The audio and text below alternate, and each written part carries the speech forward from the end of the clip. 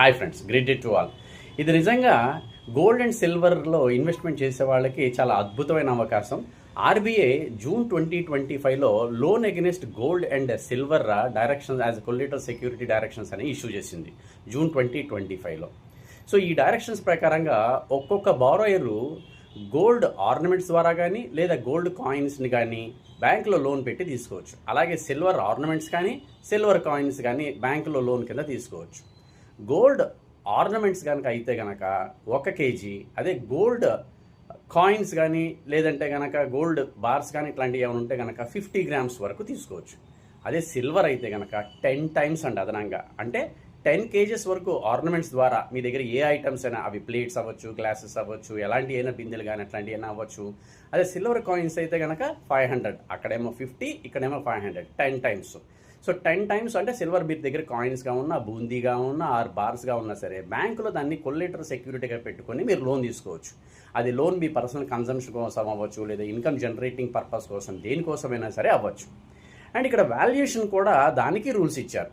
2.5 lakhs వరకు loan అయితే కనుక మీ వాల్యూ ఆఫ్ ది సిల్వర్లో 85% అని, అదే 2.5 నుంచి 5 lakhs వరకు అయితే 80% అని, అబౌవ్ 5 lakhs అయితే కనుక 75% of the value of the ornaments are మీరు పెట్టిన ఐటమ్ని బట్టి ఇవ్వచ్చు అని చెప్పని పెట్టారు.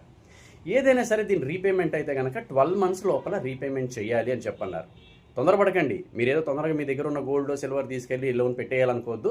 ఇవన్నీ April 1, 2026 అంటే వచ్చే సంవత్సరం April 1 నుంచి ఈ డైరెక్షన్స్ అమల్లోకి వస్తాయి. ఈ మధ్యకాలంలో సిల్వర్ కూడా బాగా పెరిగిపోవడం వల్ల చాలామంది సిల్వర్లో కూడా ఇన్వెస్ట్ చేస్తున్నారు.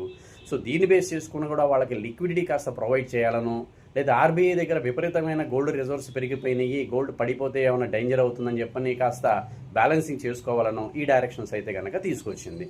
సో మీ దగ్గర గోల్డ్ కానీ సిల్వర్ కానీ కాయిన్స్గా కానీ ఆ ఆర్నమెంట్స్ కానీ ఏ రకంగా ఉన్నా సరే దాన్ని మీరు సెక్యూరిటీగా పెట్టి మీరు లోన్ తీసుకోవచ్చు.